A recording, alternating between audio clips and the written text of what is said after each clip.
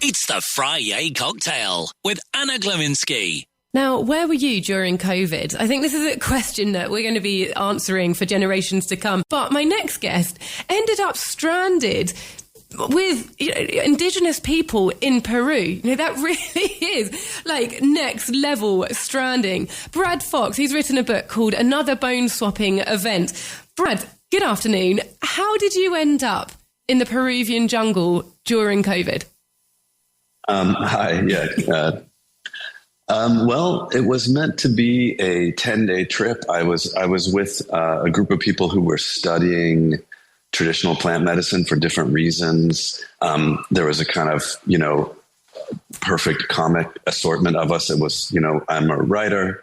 I was with a therapist who was studying kind of psychedelic therapies, a molecular biologist, an ad agent, and a New York City firefighter. And we had gone to stay with this family whose land is about 4 hours walk from the nearest dirt road in a part of Peru called the Cordillera Escalera, thinking we'd be there just over a week. And about 4 days into the trip, park ranger showed up because this land where the family lived is inside a national park. So a park ranger showed up because we were off. I didn't even have my phone with me up there. There was no reception. Anyway, so this guy showed up and informed us that Peru had declared a state of emergency. We were under curfew. The park was closed. There was no domestic travel, and international borders would be closed until further notice. So that's how it started. I mean, it sounds like the setup for a one-liner. All these people walk into a national park and a global pandemic happens. How did you feel, and how did the group around you react to this news? Well, at the beginning, it was kind of panic-inducing. But it was also, where we were was so far away from things, and it was so strange that the reality of kind of checking on like whether our flights were going to be rescheduled and what was going on. I was trying to get in touch with my family. Just all of that was so bizarre. But it was definitely like at the beginning, it was like, what are we going to do? And then after a few days, it became more practical in the sense that like, how are we going to pay the rent in New York? Like, while we're here, like all these kind of things that potentially were going to be just problems. And then it took a couple of weeks, but that all settled. And then we kind of realized this was a longer thing, because they kept extending the state of emergency by a week, by another week. And then eventually we were like, actually, this is going to be a good long time. And then we were like starting to hear from people back home, where it was sirens 24 hours a day. And the situation in New York started to get worse and worse. And then we started to feel very lucky that we had been there, that we had ended up there. And how about the family that you were staying with? How did they respond to this extended amount of time? And tell us a bit about them as well. Like, paint a picture of, who are they? Why are we there with them? Okay, so the Tapoyimas are a family. They call themselves nativos from Lamas, which is a town in that area, which is kind of like the main urban center of indigenous life in that part of Peru. It's a pre-Columbian community. Anyway, they have been for many generations known for producing curanderos. Like, so Miguel, who was the kind of patriarch of the family when we were there, he was in his early 50s. And his father had been, who was known as a palero. So it wasn't somebody who serves ayahuasca, which is, obviously the most famous plant medicine from that area. But his father had a whole kind of pharmacopoeia that he administered to people who would come up and do kind of retreats for a couple of weeks where they would eat very simply and drink different plant remedies. He had died a year before we got there. And then Miguel's grandfather was known as a tabaquero. So somebody who treats people with tobacco.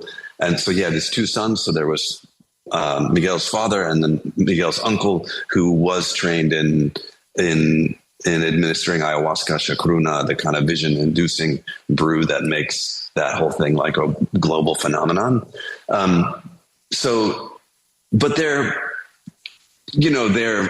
Miguel's like a guy in jeans and a baseball cap, with just like a warm smile and a sense of humor. He's there with his nephew, Luis, who's like a handsome 24-year-old protege, being trained up in the tradition. Luis's sister, Karen, who was, often like cooking or whatever. We're in just a very simple structure without running water or electricity. And it's about the Tapuyimas, like including, various cousins and people who were there helping, taking care of the land. There was probably like 8 or 9 people. And they were used to foreigners coming to stay with them for a week, as we had been planning to do. It was a very uncommercial center. It wasn't like a, shamanic retreat type of thing. It was a very just simple thing. This family's been doing this for a long time. And it was just because the people that I was with knew them that I was there. And I was kind of dragged along somewhat reluctantly. But so it was at the beginning, like, nothing could be more ordinary to them than like a handful of foreigners are staying in hammocks in their land. But then once the pandemic started to, unfold, on one hand, this is a place that has a history of, being beset by diseases from outside. I mean, that's kind of what determines the realities in many ways in the indigenous communities in Latin America. So there's that history. There's a kind of skepticism of a lot of stories that come in from outside. And at the same time, there's plantains growing, there's bean fields, there's chickens running around, like we're fine, And so is that where your imagination went? Because aside from the actual virus itself, I think one of the worst things during COVID was, sitting there and your brain just went, worst case scenario, is this the apocalypse? Is this where I'm going to be, where everything collapses? Now you're in this place. Did your brain go there? And, did you guys feel like, okay, together we could make something work here? I mean, well, of course, I feel like, your brain goes to all potential scenarios. And in one way, it's like, so what happens if the grid conks out completely? On one hand, it means that we're pretty isolated anyway, but then we're totally isolated from friends and family and any, familiar world. And so, but at the same time, we are in a place that is like remarkably self-sufficient. I mean, there's a spring that has perfectly clean mountain water running down the land. There's fruit, there's vegetables, there's rivers with fish. Like, I mean, it is in one way an ideal spot to be stuck. Like, there's not a whole lot of people around. It's very easy to, socially distance. And, I mean, and then it became more a question of like, what's the meaning of all this and where does it go and who are we going to be from now on? And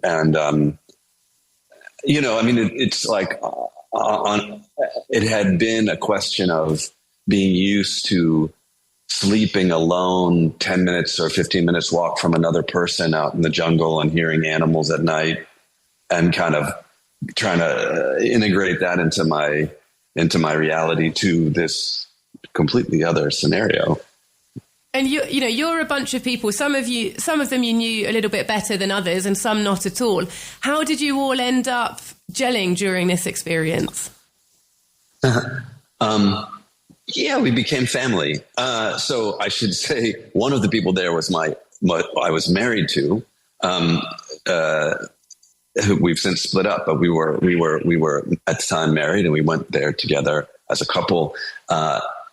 And so my now ex-wife, Esther, she knew the molecular biologist who had been, she was a therapist, and the molecular biologist had been a client of hers. They were no longer clients and had maintained a kind of friendly relationship and shared an interest in these types of things. They were both healers in their particular ways of understanding what that meant. So the biologist was married to the ad agent, and then the firefighter had been with Esther, my ex-wife, on an earlier trip to visit Miguel and the family. He was also studying to administer, like with the intention of administering plant medicine. He is Black American, and felt that there wasn't a lot of access to that stuff in the Black community, and kind of felt like that might be a thing that he did. So everyone had gone there with their own reasons. And then we're there, and with the Tupuyumas, and Esther and I were the two that spoke Spanish. So the others spoke Hungarian. They're Hungarian, some of them, and the firefighter American spoke still a little Spanish, but mostly English. So there was that language reality. The Tupuyumas are moving between Spanish and Quechua, and but pretty soon it was very friendly from the beginning, and this matter of taking care of simple things, of cooking together, and just kind of thinking about what's going on, created. It was surprisingly kind of friendly and good-natured pretty quickly. It also sounds like a fairly good setup, in a potentially post-apocalyptic world. You've got a healer, a firefighter, some self-sustaining families. If you could go into this scenario knowing what could happen, and you could pick and choose from society which people you'd have with you, who would you choose? Yeah, exactly. I mean, certainly, Miguel, for example, at one point while we were there, his brother broke his arm, and so they used the traditional plant remedies to set his arm and get it back on the road to healing. And there are plant remedies that address bone strength and circulation and the types of things that you need to get to treat a broken arm. So on one hand, it's like people are going down into this world looking for spiritual insights or whatever, but a lot of it is also just practical, where we learn, for example, that and so I'm answering your question in a certain way, but that we learn, for example, that tobacco, you blow tobacco as you walk around in the jungle because it alerts the animals of your presence. So it protects you from poisonous snakes and these types of things. And so there was something about the simplicity of what was going on that became paramount. And so definitely a firefighter, and Nafis, the firefighter, also was an electrician. So he would know how to wire things up and whatever, had a lot of practical skills. And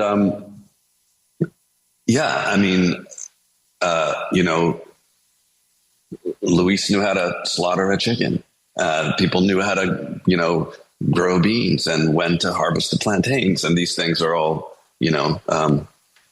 become of vital importance. And I have to ask you, though, about the healing of the broken arm. How did that compare to Western medicine?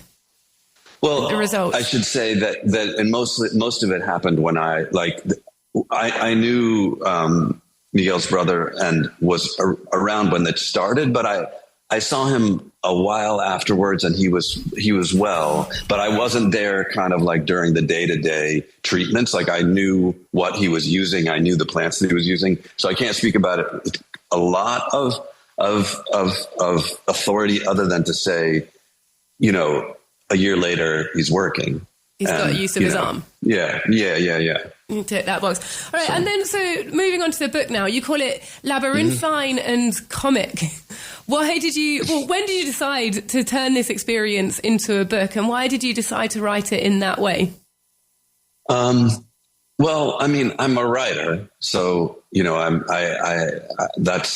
that's my way of seeing things, and that's my work, and so I would never have thought or wanted to write a book about A Visit to the Jungle, psychedelics, any of these types of things were not. I was, I went.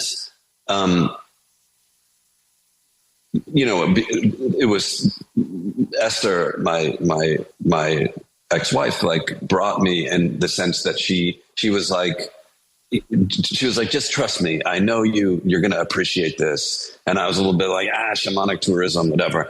But then when we were there, I was like, well, this is just, with the pandemic and everything, and, seeing how Miguel responded to the pandemic, then, for example, Sylvia, the molecular biologist, wanted to interview Miguel because just to ask him, she was also trained as a pharmacist. So she was somebody who felt very familiar with this idea of using substances to heal in a totally different training. And so I was the translator for those conversations. And that happened in a few different circumstances where I ended up being the translator between Miguel and other people who were, talking to him about things.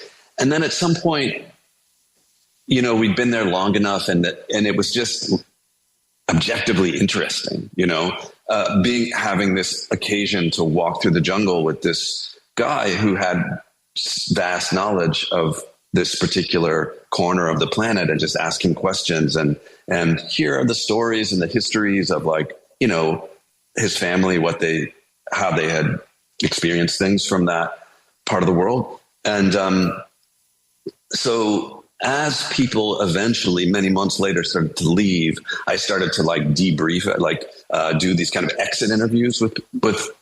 So I would sit down with Sylvia and talk to her for 6 hours before she left, and with the understanding that if I ever did it, they knew I was a writer, so I was like, if I ever do anything, we'll talk about it. I'm not just going to publish your intimate stories without permission or whatever. So there was that aspect of it. And then I felt like the things that interested me was history and politics, how these things are entangled in what's going on in the greater world. It's not an ahistorical, isolated reality. It's a reality that is part of everything. And so how to see it in that way. And you got to have an eye for comedy. You know what I mean? Just like people are so out of their element. And then naturally there's a lot of people, come to this situation with a lot of preconceptions and kind of fantasies about what a shaman is and what they're going to learn and that type of thing. And even you could say the plants themselves kind of quickly disabuse you of that. And often it can be beautiful. It can be frightening, but it can also be hilarious. And I wanted to bring that into the story, And so obviously you talked about your experience in the book. That's the crux of it. And then there's other parts that are woven in, the shamanism and the survivalism. But you also mentioned that you have an interest in politics and how that weaves in, but it's not something that we've touched on at all. So how do you bring that into your book? Well, I have a background I spent my 20s, in the late 90s, early 2000s in the former Yugoslavia. I worked as a journalist and as a relief worker, and I did contracts like that here and there in other places in Turkey. And so to me, being a American, a person from the heartland, from the suburbs, that was very kind of sheltered from a lot of realities, especially American foreign policy. That was a huge education for me, and that formed so much about how I saw what was happening in the world. And so I always was looking for how our personal lives and fates are intertwined with these greater historical forces, which are sometimes natural, sometimes the cumulative effect of many human decisions. And so that's an aspect of how I see also why the Tapuimas are in that situation, what's happening in that mountain. All of these things have their own history and politics as well. And, if I want to end the interview with a question about the present right now and about you. You're obviously someone who likes to think about things. You must spend a lot of time in your head. Does it make a lot of difference where you are? Are you happy to be back in the modern world, or are there parts of that lifestyle that you miss? Well, right now I am in the New York Public Library at 42nd Street and 5th Avenue. So I'm kind of like in the absolute belly of the beast in some way. I missed New York a lot when I was there. I've been back to see Miguel and the family twice since leaving in 2021. And there's something so amazing about just being back in that spot of jungle that became home to me. There's no question that it's a huge influence just to breathe that air and hear those sounds and speak that language and be in the sensibility of that family. And so obviously that's very different than the carnival of New York City where I live, in the midst of, authoritarian meltdown and all kinds of other disasters. And so, yeah, it makes a huge difference. It's like, I guess it's all, to me, unbelievably fascinating. And to try to get my mind around about how these realities fit together and connect is, a source of endless fascination. Well, you've done your best. You've put it to pen to paper. You've put it into a book. The book is now out there. It's called Another Bone Swapping Event. You can find it on Amazon or the Talk Radio Europe bookshop by Brad Fox, who we've just been speaking to today. Brad, thank you and bye-bye. Thanks a lot.